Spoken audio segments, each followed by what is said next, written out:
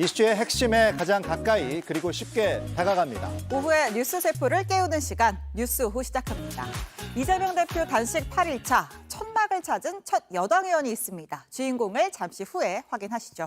뺑소니로 운전면허가 취소가 됐는데 버젓이 경찰서에 차를 몰고 들어가는 건 무슨 뜻일까요? 잠시 후에 얘기를 해보죠. 먼저 오늘도 쇼츠트랙부터 달립니다.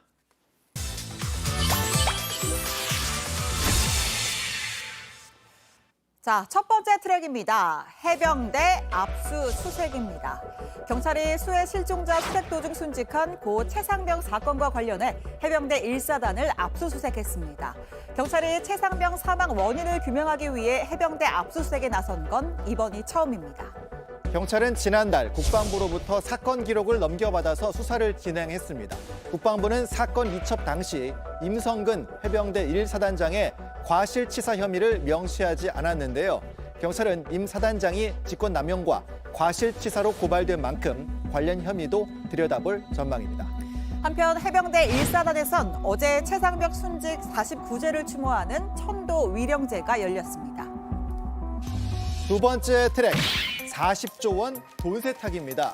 자, 보시면 주차장에 늘어선 초고가 외제차들, 개수를 헤아리기 힘든 명품 옷가지들. 경찰이요, 부산 해운대구의 고층 아파트에 거주하는 20대 남성이 사치스러운 삶을 일삼는다, 이런 첩보를 받고 수사에 착수를 했다는 겁니다. 자, 결과가 월척이었습니다. 경찰은 몇 달간의 추적 끝에 불법 도박 사이트의 자금을 조직적으로 관리, 세탁한 조직원을 전원 검거했습니다. 은신처에서 발견된 대포폰이 테이블을 가득 채울 정도입니다. 이들은 2021년부터 10년간 64개 도박 사이트에 입금된 도박 자금을 관리했습니다. 입금된 자금만 40조 원에 이르고요. 이 중에 1%인 4천억 원을 수수료로 챙겼습니다. 자, 전국 수십 곳 지부에 모집책, 연락책, 관리자를 두고 한두 달마다 이사 다니면서 단속을 피했는데요. 자, 요즘 세상에 완전 범죄가 어디 있겠습니까? 그럼요. 경찰은 숨겨진 범죄 수익까지 끝까지 추적해서 몰수하겠다고 밝혔습니다. 네, 세 번째 트랙입니다. 펀쿨색좌의 근황입니다. 네. 박앵커, 예. 펀쿨색좌의 정체를 아시나요?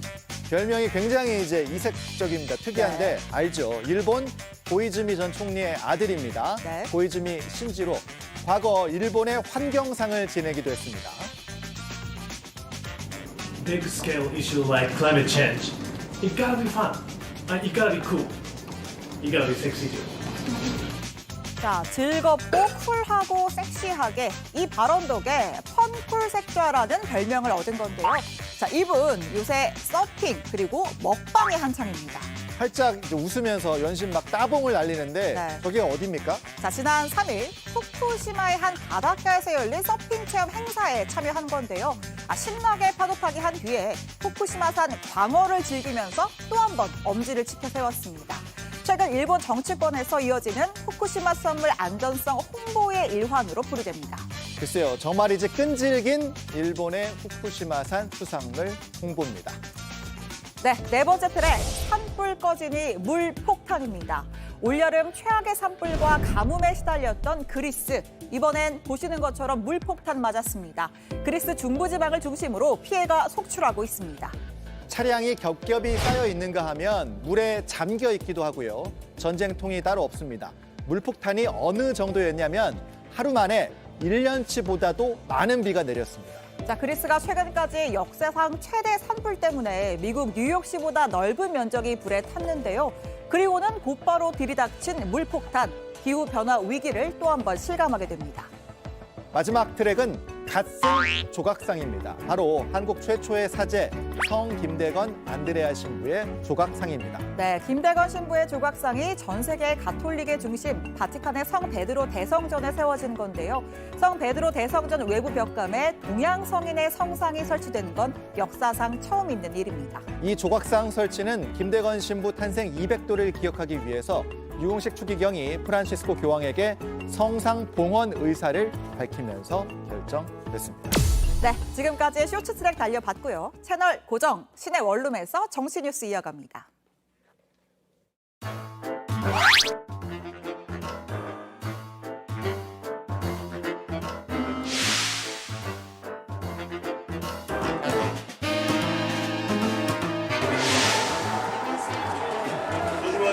제가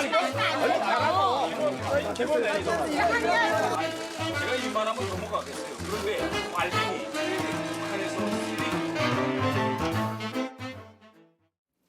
네, 5시엔 뉴스 오후 정치 이야기 시내 원룸에서 달려가 보겠습니다.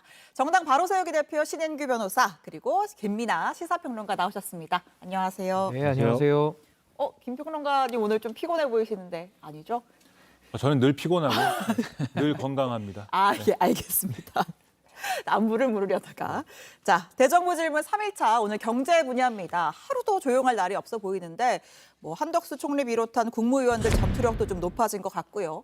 그래서 잡아본 위원 대 의원이라는 주제입니다. 그러니까 국무위원과 국회의원의 대결 그 자체가 뭐 대정부 질문일 텐데 근데 오늘 벌써 4일차라고 말씀드렸는데 딱히 기억나는 게 없습니다.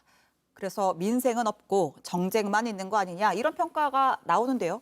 네. 예, 아무래도 뭐 국민들께서 대정부 질문을 바라보실 때 네. 이게 정말 국회의원들이 싸움은 좋은 것인데 네. 그 싸움의 중심에 국민을 놓고 싸우는 것이냐 아니면은 그냥 양당의 당리당략만 놓고 서로를 공격하기 위한 공격만 하는 것이냐는 본질적으로 다르거든요. 네. 근데 지금의 대정부 질문은 뭔가 좀 생산적인 싸움을 한다라기보다는 뭔가 좀 소모적인 감정 소모가 주된 것 아니냐 이렇게 보고 있습니다. 네. 그 김평란님도 보셨죠? 대정부 질문의 어떤 본질은 국민의 대표로서 국회의원들이 가서 예. 정부에 문제 제기를 하거나 질문하고 싶은 걸 질문해서 답변을 듣는 것이지 않습니까? 그러면 사실 이 질문을 하는 국회의원이 정말 궁금한 게 있어야 되고요. 또는 문제 제기를 하고 싶은 게 분명해야 되고 네. 거기에 대해서 어떻게 해야 된다라고 촉구할 수 있는 대안을 또 갖고 있어야 됩니다. 그리고 정부 입장에서는 여기서 답변을 잘 해서 이 국민의 대표가 궁금해하는 것들을 풀어주고 또 네. 이 중에 좋은 제안이 있으면 그걸 받아들여서 정부 운영에 참고하겠다. 이런 얘기를 좀 생산적으로 하는 게 본질적인 어떤 의미거든요. 네. 근데 말씀하셨듯이 이제 보통 이제 야당 의원들이 나와가지고 좀 뭐랄까요 정치 정쟁성의 어떤 질문이라든가 이런 것들을 날카롭게 하려고 하는 모습들이 훨씬 더 부각이 됐고 그리고 이전에는 훨씬 더 이제 좀 점잖게 답을 하던 예를 들면 한덕수 총리나 이런 분들도 이제는 이제 굉장히 강하게 답변을 합니다. 그래서 어제 이제 뭐 공부 좀 그렇죠. 하세요 뭐 이런 얘기도 했고요. 야당 의원들을 향해서 공부 좀 하라고 한다든지 같이 뭐 고성을 지른다든지 예. 이런 모습들이 더 빈번해지고 있는데 이게 왜 그랬을까를 생각해 보면은 물론 우리 정치가 점점 극단화돼서일 수도 있겠지만 대통령이 장관들더러 전사가 돼야 된다 이렇게 말씀하지 않았습니까? 논리로 싸워서 이겨야 된다. 저는 논리는 좋다고 생각을 하는데 그 꼭 싸워서 이기는 게 뭐 답은 아닌 거거든요. 정부 운영이라는 것은. 네. 그런 점에서 보면은 정부든 여당이든 야당이든 상당히 이런 대정부 질문의 태도를 놓고는 국민들이 볼 때 별로 믿음직스럽지 않은 모습이었다 이렇게 생각을 합니다. 알겠습니다. 정치가 정말 이기고 지는 싸움은 아닌데 말이죠. 자, 정기국회 중이니까 상임위도 한창입니다. 오늘은 국토위가 좀 뜨거웠던 것 같은데 그 최근에 KTX에 후쿠시마 오염수 10가지 괴담 홍보물 책자가 비치됐는데 뭐 철도 노조가 막 항의하고 그랬잖아요. 관련 이야기가 오갔습니다. 들어보시죠. 후쿠시마 오염수가 안전하다는 이런 책자가 KTX와 SRT에 깔려 있습니다. 이런 책자를 배포하는 게 과연 대한민국 정부인지 저는 의심스럽습니다. 오죽 답답하면 이 국민을 심리적으로 안정시키기 위해서 이걸 만들어냈겠습니까? 심리적 안정을 도모하기 위해서는 이런 걸 오히려 하는 게 안 맞느냐? 비치 기간이 9월 1일부터 7일까지 이렇게 일주일간 비치하고 그 후에 회수하는 걸로 해서 내일부터 회수 작업이 되기 때문에 이게 위반인지 아닌지는 추후에 신중히 검토해 보도록 하겠습니다. 자, 지금 들으신 국토위에서 논란이 된 책자가 바로 이겁니다. 지금 사진 나가는데요. 아래쪽에 보면 대한민국 정부라고 발행처가 딱 적혀 있고요. 만들어서 배포하는데 나랏돈 예산 한 4천만 원 정도가 들었다고 합니다. 뭐 아까 국토위 저도 봤는데 뭐 여기가 KTX냐 신칸센이냐 이런 얘기까지 오가더라고요. 그 오염수 관련해서 뭐 대한민국 정부 공식 유튜브에서도 뭐 홍보 영상에 나가기도 했었고 어떻습니까? 정부가 좀 과한 겁니까? 아니면 여당의 주장대로 이게 국민의 알 권리 차원에서 이런 거 예산 들여서 만들어도 되는 겁니까? 네. 그러니까 별로 이게 상식적이지가 않아요. 예. 상식적인 건 뭐냐면 후쿠시마 오염수의 안전성 문제는 일본 정부가 설명을 해야 되는 문제거든요. 최근에 좀 논란이 되는 게 이 일본산 수산물을 국산으로 속여서 들어온 그러한 이제 일부 양심 없는 상인이라든가 이런 분들 있지 않습니까? 만약에 이런 일이 일어나면 정말 우리가 엄중하게 다뤄서 강하게 처벌할 것이다. 그러니까 국민 여러분 안심해 주십시오. 최소한 우리나라에서 수산물 드시는 거는 아무 문제가 없습니다. 이렇게 해야죠. 이렇게 해야 지금 이제 국민들도 안심이 되는 것이고 지금 수산물과 관련된 이제 좀 업을 가지고 있는 직업을 갖고 있는 분들도 마음을 놓을 수가 있는 것인데 이 정부가 나서서 자기들이 찬성하지도 않는다고 하는 후쿠시마 오염수가 안전합니다. 네. 방사능이라는 거는 여러분 언제나 자연 상태에서도 받고 있는 것이기 때문에 이 정도 뭐 해가지고 희석해갖고 내보낸 거를 여러분이 드신다고 해도 아무 문제 없습니다. 이런 얘기나 하는 걸 만들었다라는 거는 제가 볼 때는 아주 이례적인 것이고요. 초점은 정부의 정책 홍보에 있어야 되는 것이지 뭐 어떤 뭐 괴담이다 아니다 이런 게 아니다 뭐 이런 말씀이신 거죠. 그렇죠. 그 주제가 후쿠시마 오염수 또는 방사능이어서는 네. 제가 볼 때 곤란하다는 거고 그러면 이게 예를 들면 정부 부처가 이런 판단을 한 것이냐. 제가 볼 때는 정부 부처 입장에서는 제가 앞서 말씀드린 상식적인 판단을 할 거예요. 그렇지 않다는 게 지금 문제인 겁니다. 예를 들면은 이 앞서 잠깐 말씀하신 정부 유튜브에 있는 영상 있지 않습니까? 네. 결국에 대통령실이 어쨌든 주도해가지고 만들어진 거 아니냐 예산이나 이런 걸 파악을 해봤을 예. 때 그런 의심이 지금 있는 거잖아요. 네. 그러니까 대통령실, 그러니까 정권의 핵심부가 이런 방향으로 가닥을 잡고 있기 때문에 이런 상황으로 끌려가는 거거든요. 이렇게 해서는 안 되고 다시 상식적이고 좀 일반적으로 우리가 생각할 수 있는 그러한 방식으로 돌아가야 된다. 저는 그렇게 말씀드리겠습니다. 알겠습니다. 자, 어제 이 대정부 질문에서요. 자, 다시 대정부 질문으로 좀 돌아가서 여야가 크게 맞붙는 좀 상황이 있었어서 그 장면을 일단 보고 또 대화 이어가겠습니다. 아직도 윤미향 의원은 자유를 찾아온 탈북민에게 지옥으로 돌아가라고 회유한 사실이 있는지 없는지 이에 대한 입장을 밝히지 않고 있습니다. 더 큰 문제는 뭐냐? 이러한 반국가적 행위에 대해서 지금 민주당 의원들이 지금 침묵하고 있는 겁니다. 이런 것이 바로 공산 전체주의에 맹정하는 겁니다, 여러분. 발언 주의하세요. 발언 주의하세요. 네, 발언 주의하세요. 쓰레기 발언 주의하세요. 네. 쓰레기. 뭐 쓰레기? 야, 무슨 말? 태영 의원님, 의원님. 네. 우리 의원석을 향해서 응답하지 마시고요. 우리 의원님들 말씀을 하더라도 쓰레기라든지 이런 그 인신 공격적인 발언은 하지 말아주시기 바랍니다. 지금 대정부 질문에서 쓰레기라는 단어를 몇 번 들은 건지 모르겠습니다. 공산 전체주의 맹종이다, 쓰레기다, 원색적인 단어들이 오가는데 영 보기가 좋지 않은데요. 네. 김진표 국회의장께서도 진짜 초등학교 반상회도 이렇게 하지 않는다라고 하면서 여야 의원들한테 자제를 요구하기도 했었는데요.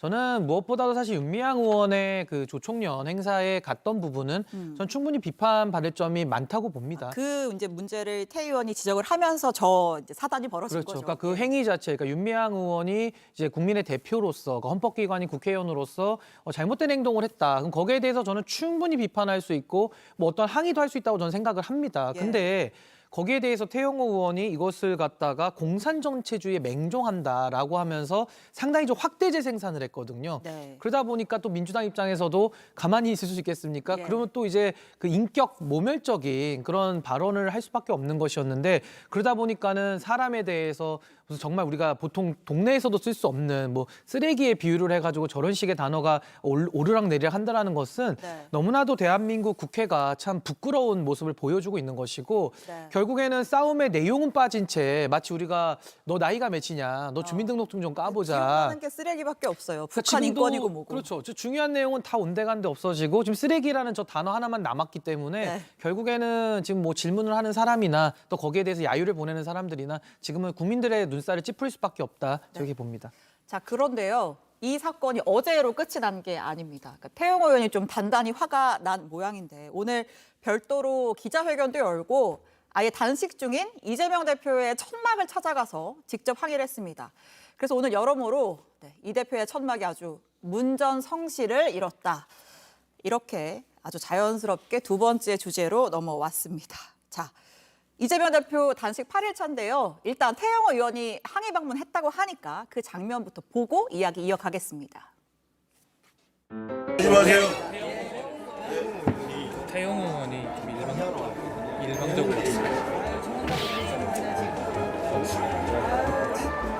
권봉도 장군도 한때 공산당 입당을 했다는 이유로 저렇게 학대를 하는데 한때 공산당이었던 저는 어떻게 한때가 아니라 평생 공산당. 저렇게 오는 거를 굳이 뭐 저 앞에서 몸싸움에서 못 들어오게 할 이유. 뭐 완전히 하고 싶은 얘기 하라고. 올라오지 마세요. 아니 여기 오지 마세요. 아니 제가 웬만하면 넘어가겠어요. 그런데 빨갱이, 북한에서 온 쓰레기. 태영호 의원이 민주당에 의해서 뭐라고 했어요 그 자리에서? 저에게 몇 분 동안 북한에서 온 쓰레기라고 소리치고 외친 박영순 의원. 이거 대표님 가만두면 안 됩니다. 여기서 얘기할 얘기가 아니잖아요. 여기서 얘기할 게 아니에요. 당신이 한 얘기를 생각해봐.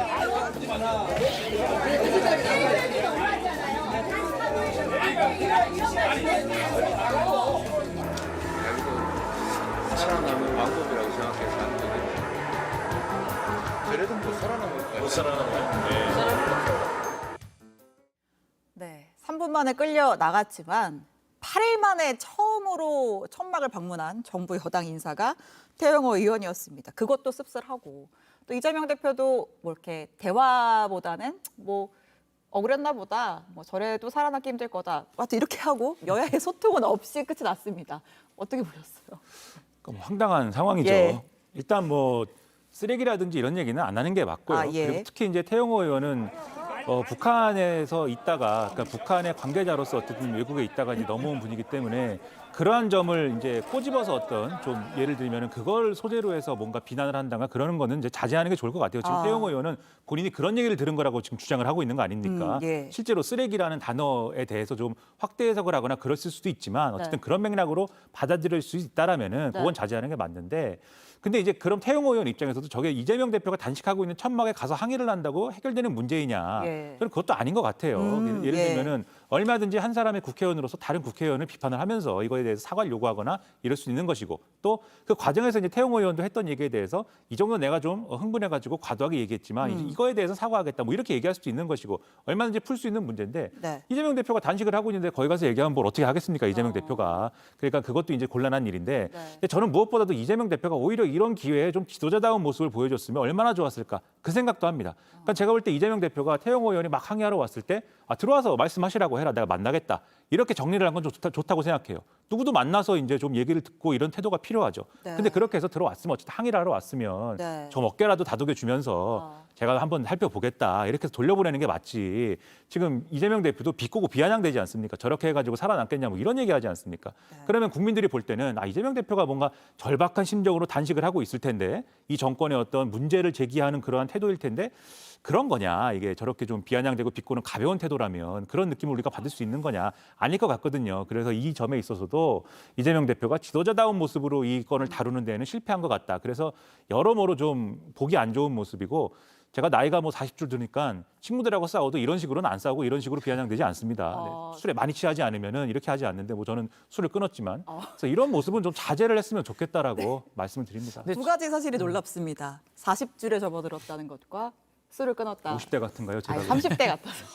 아니 하는 근데 말이었고요. 저는 사실 그 이재명 대표의 지금 정치적 단식에 대해서 예. 저는 상당히 좀 비판할 부분은 많다고 생각을 하는데, 거기에 대해서 지금 국민의힘 입장에서 아니면 정부 관계자들이 너무나도 이제 조롱이나 좀 선을 넘는 발언들은 전혀 사태 해결에 도움이 되지 않는다. 예, 저는 이렇게 예. 생각하고요.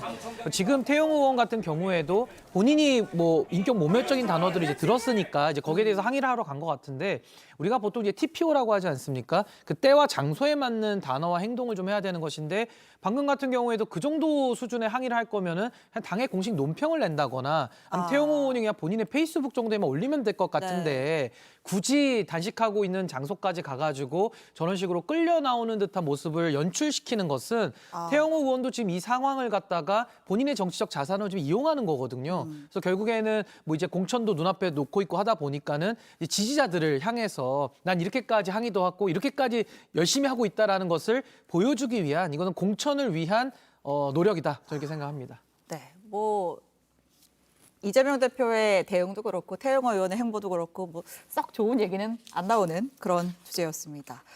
자, 뭐 태영호 의원이 여당에선 처음 왔지만요. 그러니까 8일간 계속해서 이제 민주당의 전현직 인사들이 많이들 왔다 갔단 말이죠. 대부분 이제 훈훈한 분위기로 뭐 건강 챙기라 뭐 이런 훈훈한 대화가 오갔는데, 오늘은 이재명 대표를 좀 난감하게도 만들기도 했던 김은경 전 혁신위원장이 찾아왔습니다. 무슨 대화했는지 궁금해서 저희가 준비했습니다.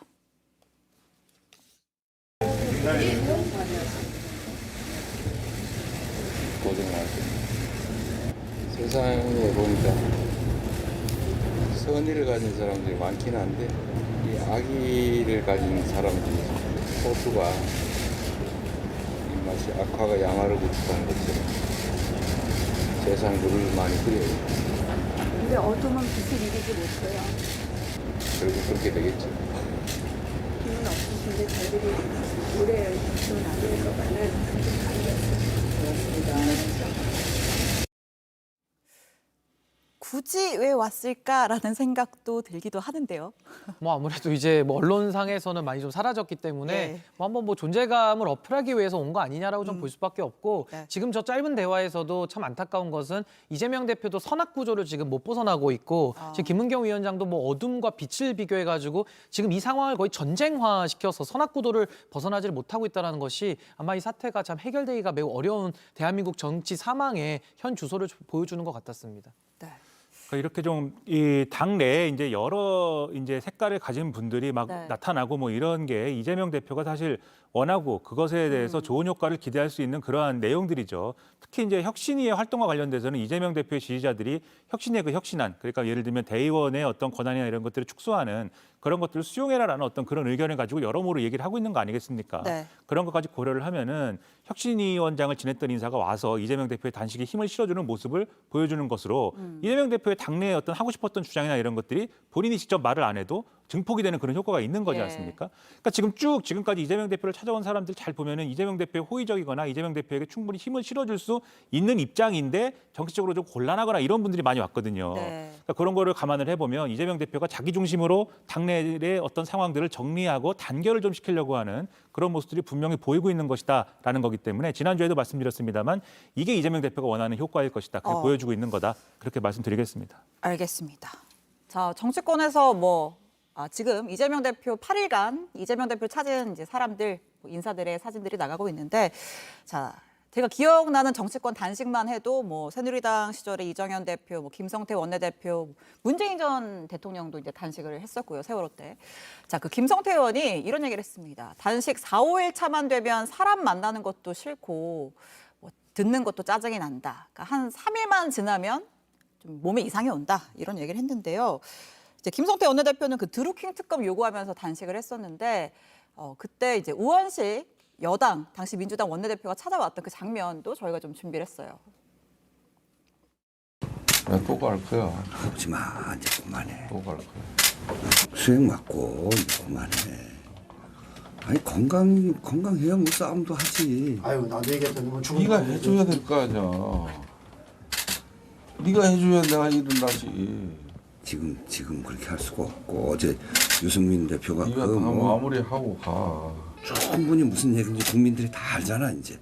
네가 좀 해주고 가. 힘들어 죽겠다. 저 장면일 때가 8일차. 그러니까 이재명 대표도 오늘 8일차죠. 역대 정치인들이 보통 8일차 정도를 고비라고 꼽는다고 해서 이제 저희가 8일차 단식에 접어든 여야 정치인들의 사진도 좀 이렇게 비교해가면서 보고 있는데 이재명 대표 많이 수척해졌습니다만 비교적 건강을 잘 이제 지키면서 견디고 있다 이런 평가가 나옵니다. 자, 오늘 나온 속보죠. 이재명 대표가 검찰 소환에 오는 9일 내일 모레 토요일에 임하겠다라고 밝혔는데 원래 검찰은 이번 주에 나오라고 했고 이재명 대표는 다음 주에 나가겠다라고 했다가 결국은 이번 주 토요일로 지금 정리가 됐단 말이에요. 갑자기 왜 또 이번 주에 나가기로 마음을 바꾼 건지 이유가 있을까요? 예.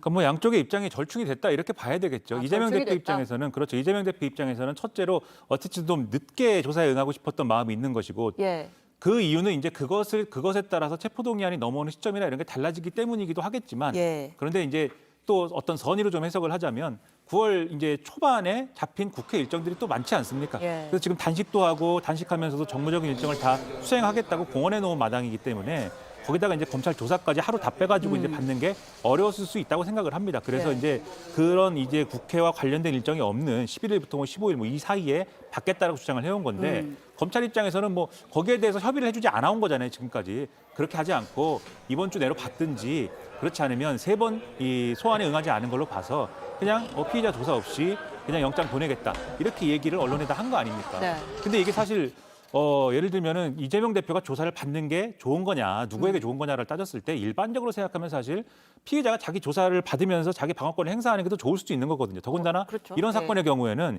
이미 얼개라든가 본질적으로 검찰이 이 사건을 어떻게 다룰 것인지가 다 정해진 상태입니다. 네. 이재명 대표가 조사를 받거나 받지 않거나 관계없이 사건의 모습이 달라지진 않을 거예요. 그러면 이재명 대표 입장에서는 어떤 방식이든지 조사를 받는 게 좋은 거죠. 받는 모습도 보여주고 그걸 통해서 뭔가 정당성을 주장할 수 있는 게 필요하니까 그럼 이게 뭐 11일 날 하느냐 이번 주에 하느냐 이걸 절충한 끝에 이제 9일 날 하는 걸로 결정을 하지 않았을까 생각을 하는데 네. 그럼 이게 조사를 잘 받으면 되는 거고요. 이걸 가지고 또 국민의힘의 이제 김기현 대표나 이런 분들은 황제 조사라고 그러고 뭐 이렇게 또 비난을 막 하는데 일부러 토요일을 골랐다 뭐 이런 얘기도 하고. 조사를 받겠다고 해도 비난을 하고 조사를 안 받겠다고 해도 비난을 하고 뭐 이런 건 아닌 것 같고 네. 그래서 이런 것도 그냥 조사를 받으면 받는 대로 넘어가는 것도 정치에서는 필요하지 않을까 생각합니다. 네. 근데 원래는 이제 사실 이런 소환 일정 같은 경우는 변호인을 통해서 다 물밑에서 합의를 한 다음에 조사받고 이제 검찰이 판단을 하는 것인데 네. 지금 이재명 대표 사안의 경우에는 뭐 검찰이나 이재명 대표 측이나 이 조사 일정 합의조차도 못하면서 이 내용들을 서로 이제 언론에 알리면서 더 갈등을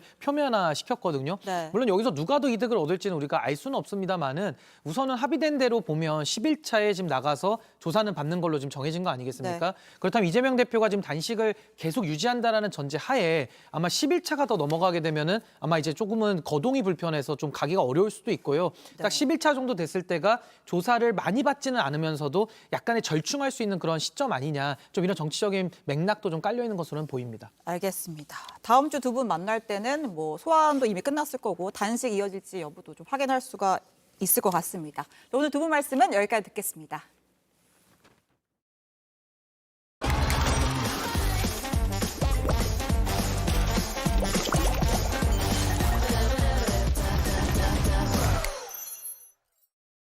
네, 뉴스룸에서 이어가겠습니다. 지금부터는 서희진 변호사, 진술 분석 전문가 김미영 박사 두 분과 함께 하겠습니다. 어서 오십시오. 안녕하세요. 네.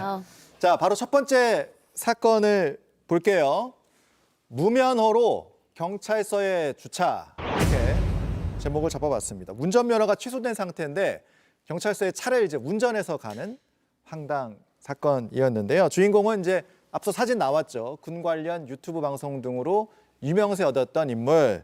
전쟁 중에 우크라이나에 무단 입국했던 이근 전 해군 대위입니다. 뭐 현재 여러 가지 사건 사고 있는데, 자, 이근 씨가 어제 오후에 수원 남부경찰서에 총포 등의 안전 관리에 관한 법률 위반 혐의로 조사를 받기 위해서 차를 몰고 이동을 했는데 이근 씨가 운전면허가 취소됐던 상황입니다. 뭐 어떤 혐의로 조사받았는지 경찰에서 확인은 안 해주고 있는데 아무튼 서 변호사님 사건을 많이 다루시니까 이런 종류의 사건 보신 적 있어요? 저는 무면허인데 저렇게 경찰서에 차를 스스로 몰고 가서 예. 입건된 누가 케이스는 시킨 사실 게 처음 아니잖아요. 봅니다. 네. 예. 근데 가끔은 무면허이고 나서 이제 면허를 재취득하시잖아요. 예. 재취득하기 위해서 뭐 교육장에 갈 예. 때 그때도 무면허 상태인데 아. 그걸 인지하지 못하고 교육받으러 갈 때 운전하러 갔다가 입건되는 사건이나 이런 것들은 종종 압불사해서 있어요. 하는 사건. 아니면 뭐 벌점이 누적됐는데 본인이 취소된지 모르고 있다가 예. 운전하는 과정에서 도로 경찰한테 적발되는 경우도 있는데 네. 저런 식으로 경찰서에 스스로 차량을 운전해서 가서 제 발로 갔어요. 네, 입건되는 케이스는 정말로 저는 처음 봤습니다. 그런데 이제 몰고 온 차를 그 순찰차들 이제 차를 대는 주차구역에다가 주차를 했다는 거예요. 경찰이 그러니까 이거 누구 차냐? 그러면서 차량 조회를 해보니까 이제 무면허 운전이 적발이 된 건데 어떤 상황이었는지 제작진이 직접 한번 들어봤습니다. 운전자 확인 과정에서 면허가 취소됐다는 것을 확인한 거죠. 차로 와서 운전석에 앉아서 운전하고 가려는 것을 이 차 그 소유주가 맞느냐, 운전하고 왔느냐, 운전하고 왔다고 그래서 면허가 취소 상태로 운전했으니까 무면허로 단속하게 된 겁니다. 대리에서 갔습니다. 대리. 네, 마지막에 이제 우리 작가가 집에 어떻게 갔나요? 이렇게 물어보니까 이제 대리에서 갔다고 답변을 받았습니다. 근데 지금 얘기를 들어보면 타고 가려다가 지금 잡힌 상황이잖아요. 그냥 뒀으면 운전을 하고 갔을 것 같습니다. 네, 맞습니다. 이거 예. 예를 들어서 운전하려고 했다, 혹은 예.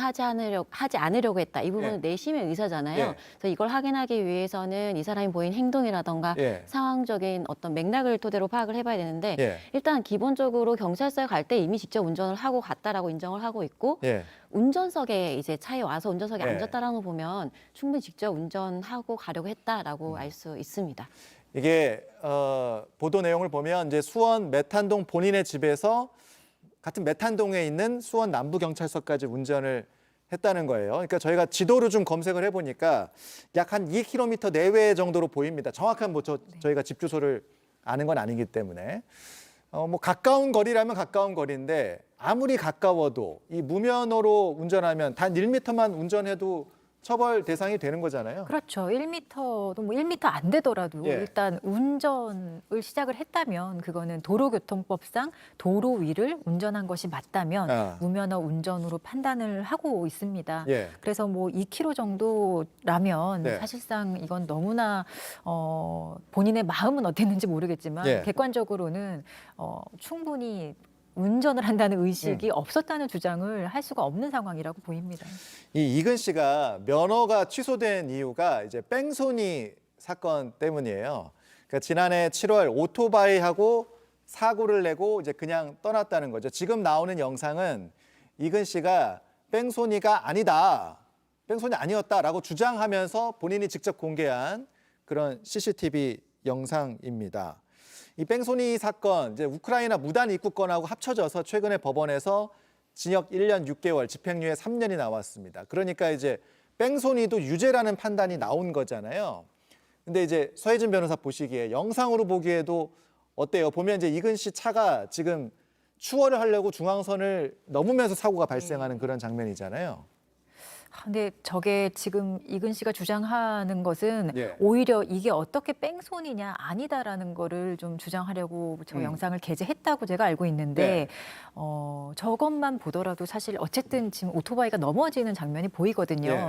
그리고 접촉이 없었다 이런 주장을 하는 것으로 보이는데요. 예. 이 도주치상 관련해서는 많은 분들이 오해하시는 게 접촉이 있어야지만 그 도주가 되거나 이런 것이 아니라 아주 직접적인 접촉이 없더라도요. 그 차량을 피하기 위해서 다쳤는데 그대로 구호 조치하지 않고 도주하거나 아니면은 차량에 놀라서 넘어진다든가. 네, 아무 조치 없이 현장을 떠난 경우에도 이 도주치상에 적용이 되는 케이스가 상당히 많거든요. 예. 그래서 단순히 접촉 여부가 지금 저 사건의 쟁점이 아니라 전반적으로 봤을 때 저 정도의 상황이 정말로 이제 그 사고를 내고 예. 구호 조치를 취하지 않고 도주했는가 그게 핵심인 것 같은데 이런 것들이 어느 정도 인정이 됐기 때문에 예. 사실 법원에서는 까다로운 증거를 가지고 예. 입증해서 유죄 판결을 한 것이 아닌가 그렇게 추정이 됩니다. 이근 씨는 아마 저 사건 관련해서는 지금 항소한 것으로 나와 있어요. 그러니까 이근 씨는 이제 계속 뺑소니 부분을 인정을 안 하고 있으니까 글쎄요. 일단 추측을 한번 해보자면 나는 그러니까 면허 취소가 아니다. 이런 생각으로 운전을 해서 당당하게 경찰서에 간 것인가 이런 생각도 저는 들더라고요. 일단 뭐 사안에 대해서 항소를 했기 때문에 범행을 부인하는 거고 처분에 대해서 불복해서 이런 행위를 했을 가능성도 있어 보이기는 하는데요. 예.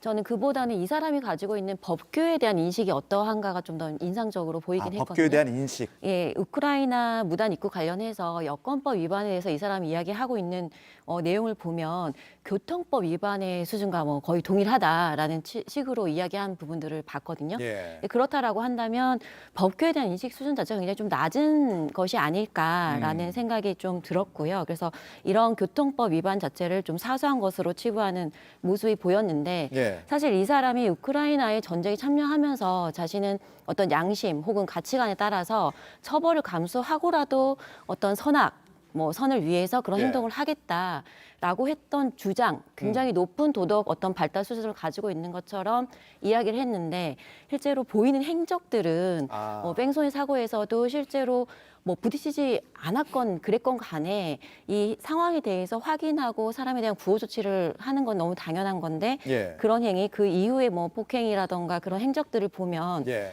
주장하는 것과 보이는 모습들이 좀 다르지 않나라는 생각이 좀 들었습니다. 보여진 행동과 말이 뭔가 좀 다른 것이 아닌가 그렇죠. 이런 부분을 지적을 좀 해주셨는데 자, 근데 이제 앞에 말씀드렸듯이 이근 씨가 지금 관련된 사건이 많아요. 그러니까 그 법원 앞에서 유튜버랑 폭행 시비가 붙어서 이것도 지금 불구속 기소가 돼서 재판을 앞두고 있는데 당시 영상도 잠깐만 보겠습니다.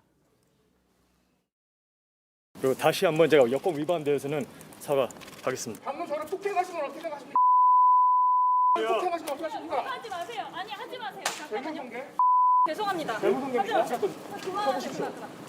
쳐보십시오. 잠깐만요. 자, 이게 제가 조금 궁금한 질문인데 지금 여권법 위반, 그러니까 우크라이나 무단 입국이랑 이 뺑소니 이 부분이 합쳐서 재판이 이루어졌잖아요. 근데 지금 여권법 위반은 인정한다고 했었잖아요, 방금. 근데 이 뺑소니 부분은 인정 안 하고 있는데 항소심 가면 그러면 재판부는 어떤 식으로 이걸 판단을 내려줘야 됩니까? 지금 여권법 관련해서 만약에 검찰도 특별히 항소를 예. 하지 않았다면 항소한 부분인 그 도주치상 그 부분만 관련해서 이제 판단이 될 건데요. 예. 지금 뭐 이근 씨 같은 경우는 무죄를 다투고 있는 것으로 보이기 때문에 예. 또 무죄 주장을 아마 유지하면서 항소심을 진행할 것으로 보이고요. 그 사건에 대해서 뭐 유무죄 판단이 원심과 다르지 않다면 이근 씨의 항소는 이제 기각이 될 것이고 또 뭐 한 번 더 남아 있죠. 대법원까지 갈 수 있기 네. 때문에 아마 본인이 이제 인정하지 않는다면 대법원에 상고까지 하면서 다투지 않을까 싶습니다. 알겠습니다. 이근 씨 측 입장을 이제 들어보려고 저희 제작진이 이제 전화를 계속했었는데 연결이 안 됐습니다. 추가 입장이 있다면 또 한번 다뤄보도록 하겠습니다. 자, 두 번째 사건으로 넘어가겠습니다. 자, 제목을 계곡의 주인은 이렇게 잡아봤습니다. 당연한 얘기인데 두 분 계곡의 주인은 누군가요? 계곡에서 음식을 파는 사람들은 아닐 것 같습니다. 최소한. 네, 계곡의 주인은 이제 시민들이잖아요. 네네. 이제 9월인데 아직도 낮에 30도를 넘어가서 아직도 계곡 놀러 가시는 분들 많을 텐데 이 계곡에서의 불법 영업 행위는 사라지지 않고 있습니다. 경기도가 단속 결과를 오늘 발표했는데 단속 영상을 좀 구성했습니다. 먼저 보고 오겠습니다.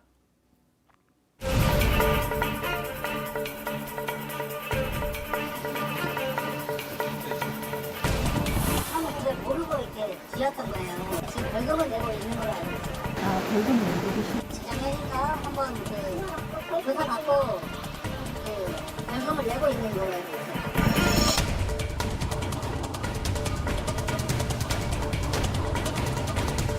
여기가 방수면이라는 건 알고 계셨나요? 그게 다 결정은 아니라는 걸 알고 있어요.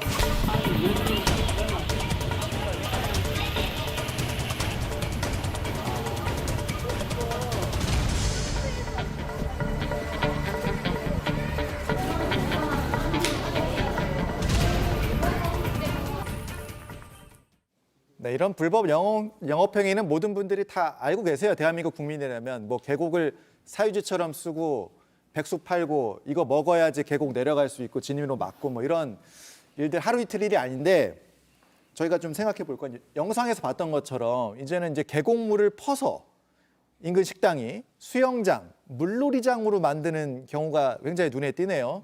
더 진화하고 있는 것 같은 느낌도 네. 들고. 뭐 과거에는 진짜 예. 자릿세 받거나 예. 아니면은 뭐 얼마 이상 상당히 고액이죠. 고액 이상의 음식을 사야지만 입장할 수 있는 방식으로 영업이 됐다면 지금은 조금 더 변화하고 어떻게 보면 발전했다고 평할 수 있는데 무단으로 그 하천 계곡물을 취소해서 끌어와서 자기네들이 어떤 시설을 만들어서 뭐 수영장을 만든다든지 아니면 수문을 만들어서 물을 가둔다든지 하는 예. 형식으로 영업 형태가 좀 진화하고 있는 모습을 보이고 있습니다.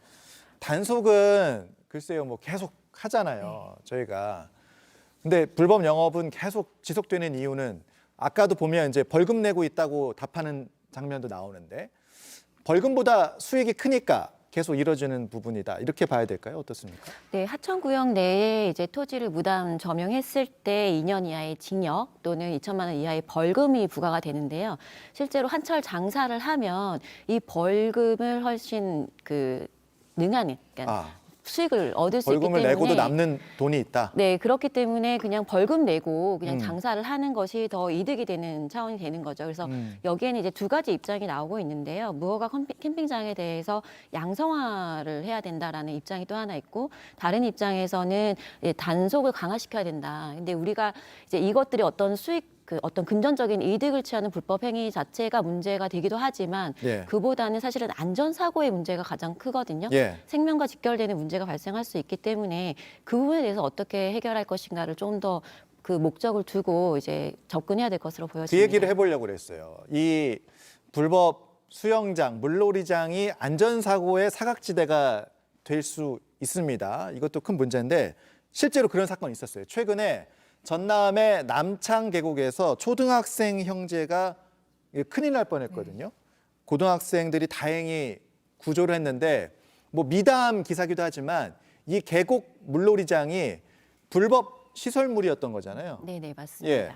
지금 여기가 이제 남창계곡이라는 곳인데요. 예. 인근에 이제 식당 주인이 이제 지금 지자체 이 화면은 앞서 이제 단속 영상이고요. 네, 네. 지자체 허가 없이 수문을 이제 설치를 한 겁니다. 직경 35cm 가량의 수문을 이제 설치를 하고 그 계곡문을 이제 가둬놓은 상태였거든요. 예. 여기에서 이제 두 형제가 물론 그때 구명조끼를 입고 있긴 했는데 예. 이제 사나흘에 한 번씩 이제 계곡물 물갈이라고 하죠. 예. 물을 깨끗하게 하기 위해서 물갈이를 하는데 식당 종업원이 아마 식당 주인의 지시로 그렇게 했을 것으로 보여지는데. 예. 그 아무런 예고나 이런 것 없이 그냥 수문을 열어버린 겁니다. 예. 그러다 보니까 이게 이제 개방하면서 일시에 계곡물이 빠져나가니까 급류가 생기죠. 네, 급류가 생겨서 8살 된 이 형제가 이제 빨려 들어가면서 배수관 아래로 작은 아이는 추락해서 의식을 잃기까지 했었거든요. 다행히 이제 고등학생들이 구조를 했고 예. 했지만 문제는 그로 인해서 사망할 수도 있었던 굉장히 예. 아찔한 사고였던 겁니다. 자, 글쎄요. 이런 식의 안전사고 충분히 발생할 수 있잖아요. 그러니까 계곡 뭐 옆에 식당에서 안전요원을 배치하는 것도 아니고 사고 나면 그럼 손해배상 뭐 이런 것들 제대로 될 것인가? 뭐 식당이 과연 보험은 들어놨을 것인가? 이런 생각도 들고 사실 어떻습니까? 정말 어려워. 이렇게 사고가 예. 나게 되면은 결국에 사고의 그 피해를 입은 피해자들이 이제 예. 소송을 제기해야 되는 문제가 발생을 하는데 예. 소송 제기라는 것 자체가 시간적인 문제 또 비용적인 문제 너무나 힘든 일이거든요. 예. 그리고 실제로 이렇게 무단으로 하천에 뭐 수영장을 불법 설치한다든지 무언가를 불법 설치해서 사고가 났을 때 해당 지방자치단체나 뭐 어떤 국가의 책임을 인정하는 사례보다는 예. 그 사업자의 개인 책임으로 인정하는 법원의 판결이 좀 많습니다. 그래서 그 사업자가 재산을 어떻게 자신의 자기 명의로 된 재산이 없다라고 한다면은 판결에서 아무리 승소해도 실제로 자기가 입은 피해를 집행할 수 있는 그 재산이 없기 때문에 네. 판결로 승소를 해도 실제 피해가 회복되기 상당히 어려울 수 있거든요. 예. 그래서 이런 식으로 사고가 일어나는 경우에 네. 이 피해자들이 어떤 식으로 피해 회복을 빠르게 해줄 것인지 개인의 보험에만 의지하는 것은 좀 아닌 것 같고요. 예. 국가와 지방자치단체에서 조금 더 적극적으로 이 예. 안전사고에 대해서 관심을 가지고 예. 어떤 대책을 좀 마련해야 될 것 같습니다. 그러니까요. 이번 단속에서도 이제 물을 퍼서 어떤 물놀이장을 만드는 이런 부분들이 지금 목격이 됐으니까 이런 부분들 좀 단속이 잘 이루어져야 될 것 같습니다. 자, 두 분 말씀은 여기까지 듣겠습니다. 고맙습니다. 감사합니다.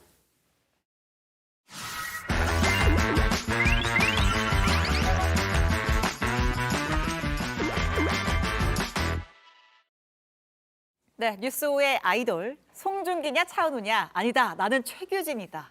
네, 우리 보니 최규진 기자 나왔습니다. 네, 오늘은 뭘 어서 보죠? 오십시오. 네, 오늘은 제가 준비한 본이가 있습니다. 특별한 네. 건데요. 구조회 본입니다. 혹시 강아지 키워보신 적 있습니까? 저는 어릴 때 강아지를 키웠고 지금도 키우고 싶은데 회사에서 오래 있으니까 산책을 못 시켜서 좀 못 키우고 있어요. 저도 14년 키웠어요. 이제 오. 무지개 다리를 건넜는데 아무튼 근데 제목이 이제 구조해 보니라고 하니까 얼마 전에 제가 개 번식장 뉴스 본 거 기억이 납니다. 네, 맞습니다. 맞추셨는데요. 지난주에 경기도 화성의 한 반려견 번식장에서 1,400마리의 개가 구조됐다는 소식이 화제였잖아요. 해당 번식장이 죽은 어미개의 배를 가르거나 사체를 냉동고에 보관하는 등 동물 학대 정황도 제기가 됐었는데요. 이 구조된 반려견들을 어떻게 지내고 있을지 뒷이야기를 한번 준비해봤습니다. 지금 잘 지내고 있는지 진짜 궁금합니다. 자, 구조해 본입니다. 안녕? 배를 왜 뒤집니? 손님 기분 좋으세요? 가보자고! 이곳은 경기도 여주에 있는 국내 최대 규모 반려동물 보호 공간이 갖춰진 반려마루입니다. 아직 정식 개장 전인 시설인데요. 이곳에 번식장에서 구출한 개들을 일부 보호하고 있다고 해서 와봤습니다. 어떤 상태인지 확인해 보겠습니다.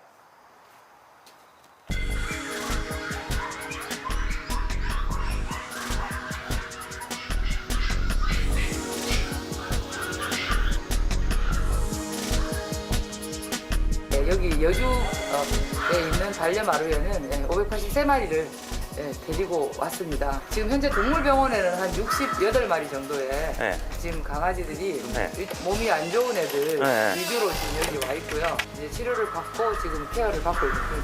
지금 수액도 맞고 하는데도 계속 번식, 깨어나질지 못하는. 분만 계속 번식시켰던 아마 그랬던 것 같아요. 걱정이 되는 거죠. 성대 수술 된 애들도 사실은 되게 많은 것 같고요. 성대 수술이요? 예. 보면 되게 조용해요.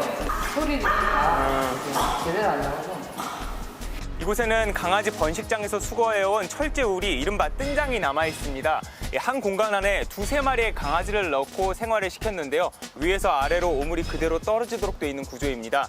지상의 땅을 밟을 수 없는 강아지들을 오로지 번식시키기 위해서만 썼던 흔적입니다. 다 그 집에 있던 품종이, 그 번식장 품종이 시추, 포메라니안, 말티즈 해서 그 우리 한국 사람들이 제일 좋아하는 품종들로 반려견들 많이 팔리는 네네. 반려견들로 네네. 해놨구나. 또 사람이 또 좋다고 또 와가지고 이러네 또. 뭐 자원봉사도 마리차도 모집하시는 것 같던데 뭐.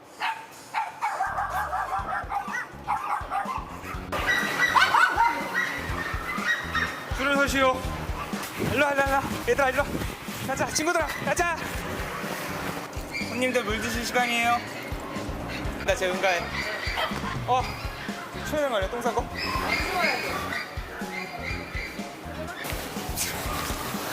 이거 솔로 네. 저 안쪽 바닥부터 끝에서부터 체중을 실어서요. 아 체중을 실어서? 닦아서 시간이야. 이제 방가다가 끝났습니다. 오케이. 자, 280개 정도가 있다고 보시면. 그러니까 미안하다 저희들. 지금 그 가장 좀 필요한 게 좀 뭐가 있어? 이 상황에서 지금 좀. 이제 청소뿐만 아니라 이제 애들 모욕도 시켜야 되고 이제 예방 접종도 다 해야 되고 그래서 지금 뭐 다양한 분야의 인력들이 지금 많이 필요한 상황입니다. 이렇게 이제 긴급적으로 발생하는 동물들이 생길 때는 사실 보호할 수 있는 곳이 어느 지자체도 없을 것 같거든요. 이제 보호를 해야 되는데 지금 그런 곳들이 너무 없는 실정이어서 사실은 좀 안타까운 현실이죠. 예.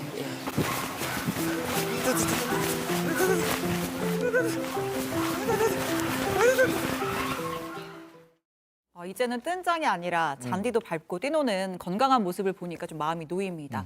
구조한 반려견이 한 1,410마리 정도 된다고 들었는데 좀 나뉘어서 지내고 있는 거죠? 네, 그렇습니다. 이 절반은 지금 경기도가 직접 보호를 하고 있고요. 제가 다녀온 이 경기 반려마루에서 가장 많은 583마리, 화성의 도우미견 나눔센터에서 104마리를 각각 보호하고 있습니다. 또 연계된 동물 보호단체들별로 각각 지원도 하고 있습니다. 지금 다녀온 게 이게 정식 개장 전인 시범 운영하는 공간인 거죠? 네, 그렇습니다. 국내에 저런 보호 시설이 좀 부족하잖아요. 아무래도 네, 맞습니다. 경기도 내 반려동물 판매 업체는 총 203곳 정도에 달하는데 반면 이 보호센터는 10분의 1 정도 수준 24곳 정도라고 합니다. 그러니까 애초에 동물들을 보호할 수 있는 여력 자체가 부족해 보입니다. 네, 맞습니다. 최근 6개월 동안 이 경기도 내에서 보호센터에 접수된 동물이 11,000여 마리 정도 됩니다. 근데 지난달까지 실제로 보호 중인 동물은 2,000여 마리에 불과하다고 하는데요. 나머지는 기존 주인에게 반환되거나 입양 기증된 사례도 있지만 안락사되거나 방사된 숫자도 2,500여 마리에 달한다고 합니다. 자, 강아지들이 구조됐던 그 나쁜 번식장, 그곳은 어떻게 됐습니까? 이 번식장 같은 경우에는 화성시가 나서서 이 대표를 동물보호법 수의사법 위반 혐의로 고발했습니다. 학대 정황도 발견이 됐는데요. 어미개를 일정 금액을 받고 투자자들에게 분양을 한 뒤 수익금을 배분하는 식의 사업을 벌여온 정황이 있다고 합니다. 그러니까 이른바 강아지 공장이라고 하죠. 근본적인 대책이 없을까요? 현행 동물보호법은 이 반려동물 생산업을 신고제가 아닌 허가제로 하고 있습니다. 앞서 정부가 동물 학대나 불법 영업 단속도 강화하겠다고 밝히긴 했는데요. 다만 동물권 단체들은 대량 생산과 대량 판매 이 두 가지 근본적인 문제가 해결되지 않으면 안 된다고 주장을 합니다. 현행법에서 동물 50마리당 관리 인원 1명만 갖추도록 규정하고 있지 번식장당 전체 마리수를 제한하고 있지 않아서 일종의 편법을 조장하고 있다는 겁니다. 반려동물 1,000만 가구 시대라고 하는데 이런 뉴스는 정말 보기가 좀 힘듭니다. 이런 뉴스 좀 안 볼 수 있으면 좋겠습니다. 네. 잘 들었고요. 자, 최 본의. 예. 오늘 본의 하나 더 하고 가죠. 아, 네, 오늘 마지막 본의잖아요. 자, 보니 해보니 소감 네 짧게 해주시죠. 한 달간 이대보니를 맡아가지고 진행을 했는데요. 예. 저한테는 나름 뜨거웠던 여름이었던 것 같습니다. 잠은 죽어서 자면 되는 것이고 일을 열심히 했던 것 같은데 드디어 퇴근해 보니를 하게 됐습니다. 다음 보니가 열심히 잘 할 것 같으니까 저도 응원하겠습니다. 네, 정말 열심히 했어요. 네. 자, 다음 최규진 주에- 기자는 또 국회에서 활약하는 걸로. 예, 그리고 네. 다음 주에 3대 보니도 기대를 많이 해주시고요. 잘 들었습니다.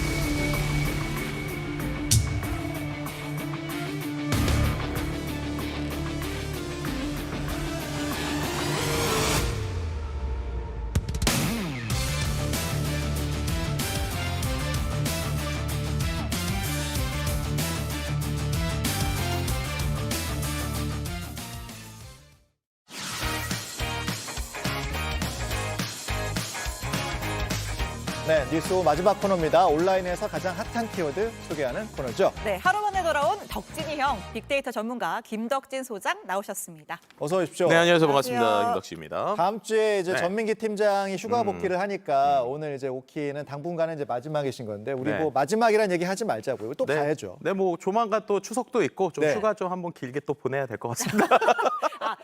강제 네, 휴가. 직원을 휴가 보내고 휴가를 상사가 좀 방송을 길게 하는. 복지로 좀 드리고 그다음에 제가 좀 열심히 하는 걸로 뭐 그렇게 둘이 한번 상의 좀 해보세요. 알겠습니다. 자, 첫 번째 키워드 가죠. 네, 첫 번째 키워드는 바로 무더위입니다. 아니 무슨 9월까지 이렇게 무더위냐 할 수도 있는데 연기한 키워드 보면 뭐 에어컨, 가을, 여름, 철, 저녁, 뭐 최고 휴가 시간 뭐 이런 키워드들 보이고 있는 것이죠. 네, 오늘도 해가 쨍쨍하더라고요. 9월 맞습니까, 진짜? 그러니까요. 제가 이 빅데이터를 원래 일주일에 한 번씩 또 뉴스 분석하는 게 있거든요. 예. 근데 거기에서 원래 환경 관련 주제가 9월에는 잘 안 나와요. 근데 이번에는 계속적으로 환경 관련 주제가 올라오는 것만 보더라도 확실히 가을인데도 에어컨 못 끄신 분 많은 것 같다라는 네. 생각이 듭니다. 뭐 낮에는 진짜 숨 턱턱 막히기도 하고 서울 기상 관측 이래 역대 가장 높은 9월 기록이기도 한데요. 9월이 이렇게 높은 거 봤더니 116년 만입니다.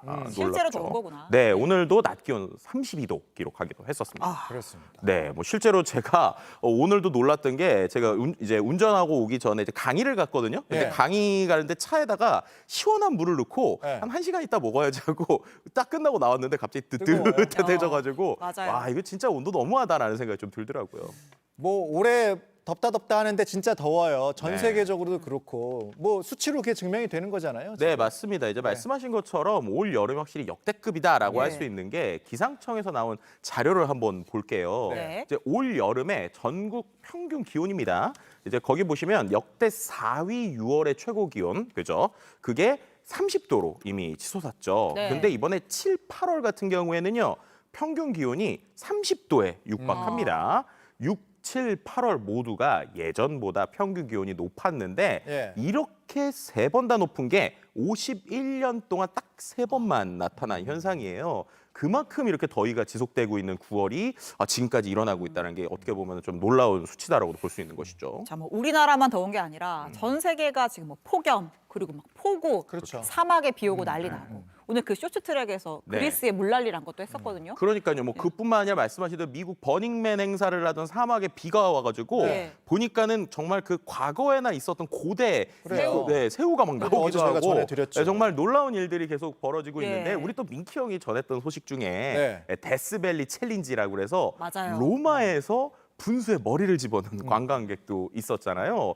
뭐 이런 영상을 보더라도 그렇지만 우리가 파리도 낮 지금 35도를 기록하고 있어요. 그래서 미국 교도소에서요 그저께 폭염에 너무 더워서 쉽게 말해서 깜방이 못 들어간다 이렇게 해서 죄수들이 폭동을 일으키는 경우들도 있었습니다. 그래서 당시 온도가 37.7도였어요. 그러니까 결국에는 그렇게 높다 보니까 너무 더운데 그래서 요즘에 기업에 CHO라고 하는 또 새로운 직책이 생겼다고 합니다. CHO? 네, 초? CHO에 조씨인가요? 조씨? 조씨는 아니고 약자긴 한데요. 예. 보시는 것처럼 최고 폭염 책임자. 그렇죠. 우리가 Chief Heart Office 뭐 이렇게 히트 오피스 이렇게 얘기할 수 있을 것 같은데 네. 조직과 직원을 이제 극심한 더위에서 보호하니까 어떻게 보면 건설직이나 이런 곳에서는 또 더위가 상당히 중요한 부분이잖아요. 그래서 폭염 관리 업무를 담당하는 이제 책임자가 생겼다라고 볼 수 있을 것 같습니다. 네. 그래서 더위 도대체 언제 끝납니까? 그러니까 이게 도대체 더위가 언제 끝날지에 대한 많은 이제 여러 가지 이야기가 있습니다. 네. 일단은 좀 빅데이터 키워드 잠깐 보면은 네. 이제 저기 보시는 것처럼 이 더위에서 우리가 너무 힘들고 덥다 보니까 이거 더위 이제 폭염 좀 조심하세요 이런 얘기가 나올 수준이에요. 예. 근데 이렇게 나오는 이유 자체 그리고 아까 말씀하신 대로 이게 더위가 언제까지 가는지는 아무래도 좀 전문가분에게 좀 물어봐야 되다 보니까 네. 제가 이제 방기성 K예보 센터장님께 한번 물어봤습니다. 네, 한번 볼까요? 우리나라 북쪽에 고기압이 위치하고 있는데 상당히 뜨거운 고기압이에요. 최근에는 그 동풍도 들어오면서 평년보다 거의 한 4도에서 5도가량 높은 그런 더위를 보이고 있고요. 일단은 이번 주말까지는 더위가 지속되고 다음 주에는 약간 기온은 내려갈 거로 그렇게 예상하고 있습니다. 다음 주도 평년보다는 한 2도 이 정도 높을 거예요. 그렇더라도 이번 주처럼 폭염주의보가 나오는 이런 더위는 아니죠. 네, 뭐 들어본 것처럼 일단은 결론적으로는 3일 정도만 한번 더 버텨보는 게 어떨까. 그래서 주말까지. 가을 옷은 조금만 더 있다가 꺼내는 걸로 우리 했으면 좋겠습니다. 알겠습니다. 네. 자, 두 번째 키워드 가죠. 네, 두 번째 키워드는요. 바로 매운 과자입니다. 이 매운 과자인데 키워드가 특이해요.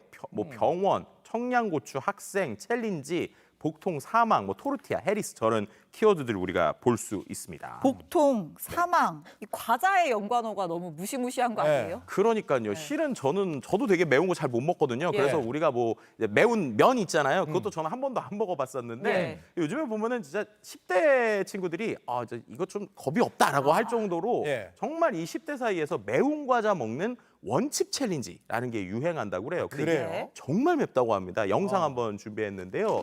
보시는 것처럼 과자를 한 조각을 먹고 얼마나 참는지를 보는 겁니다. 왜 저러지? 그러니까요. 관심을 끌고 싶어 하는 건데 이런 챌린지 하다가 미국에서 실제로 14세 소년이 사망하는 경우가 있었습니다. 아니 그러면 이런 건 하면 안 되죠. 정말 지금도 고통스러워 보이는데 근데 얼마나 맵길래 그래요? 그러니까 저게 이제 세계에서 가장 매운 과자로 통하거든요. 스코빌 지수라는 게 있는데 이게 얼마나 매운지를 보여주는 국제 기준이에요. 근데 이 과자에 사용된 이 캐롤라이나 리퍼라는 고추라는 게 있습니다. 근데 그게 스코빌 지수가 무려 220만인데 이게 청양고추의 220배입니다. 엄청나죠? 그리고 우리가 또 엄청나게 매운 라면으로 톡하는 이 불땡 볶음면 있잖아요. 거기에 350배라고 합니다. 그러니까 말이 안 되는 수치죠. 제품 포장을 보더라도 그 포장도 거의 뭐 이거 먹으면은 죽는 수준의 이런 어마어마한 이런 이제 뭐 해골 모양도 들어 있고요. 그런 부분에서 한 박스에 또 이게 59,900원인데 비싸긴 비싸네요 또. 네, 근데 저 59,900원에 딱 한 조각 들어 있습니다.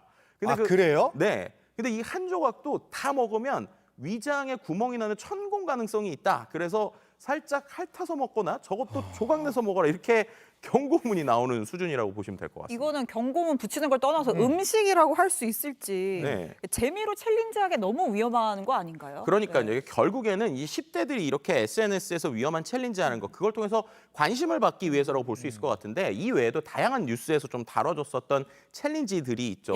뭐 안타깝지만 뭐 블랙아웃 챌린지라고 그래서 기절할 때까지 목을 조르는 저런 챌린지도 유행했었는데 저 챌린지 하다가 10대가 실제로 뇌사에 빠지거나 사망하는 경우도 있었습니다. 지금 이제 나가는 거는 다른 그렇죠. 자료 그림인데 절대 해서는 안 되는 거고요. 네, 맞습니다. 또 올해 스컬 브레이커라는 챌린지도 유행했었는데 한 사람이 점프를 하면 양쪽에서 종아리를 걸어서 넘어뜨리는 거예요. 어머.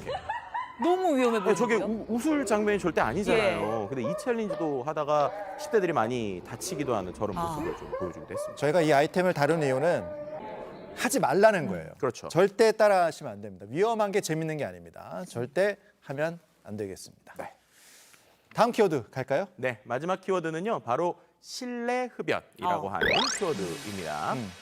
키워드를 보게 되면 연예인 이름이 나오죠. 도경수, 네. 과태료, 국민건강증진법, 니코틴, 전자담배, 디오, 연기, 대기시 저런 키워드들 보이고 있네요. 네, 도경수 디오, 엑소 디오 기사 봤습니다. 예. 맞습니다. 이게 워낙 좀 이슈가 되기도 했었죠. 이른바 이제 국민 남동생으로 불리기도 했었던 엑소의 디오 씨, 도경수 씨인데 대기실에서 실내 흡연하는 장면이 좀 포착이 돼서 네. 온라인에서 이 키워드가 갑자기 올라왔다. 이렇게 말씀드릴 수 있을 것 같아요. 네. 지금 보시는 게 이제 그 영상의 일부 이제 캡처인데 네. 엑소 공식 유튜브 채널에 영상이 올라왔어요. 근데 거기에서 음악 프로그램의 대기실을 찍었는데 저기 연기 좀 네. 보이시죠? 그러니까 저 장면이 포착되면서 대기실에서 이제 실내 흡연을 했다라고 하게 딱 이제 걸렸다라고도 이제 말씀드릴 수 있을 것 같습니다. 이게 지난달 영상인데 네. 이 영상을 본 누리꾼이 보건소에 신고를 했다고요. 네, 맞습니다. 이제 그렇게 저걸 보고 저 실내 흡연 아닙니까라고 얘기를 했더니 결국 디오가 결국 과태료 처분을 받았고요. 그렇게 되면서 이제 키워드에 올라온 건데 사실 그동안 팬들 사이에서 좀 네. 의견이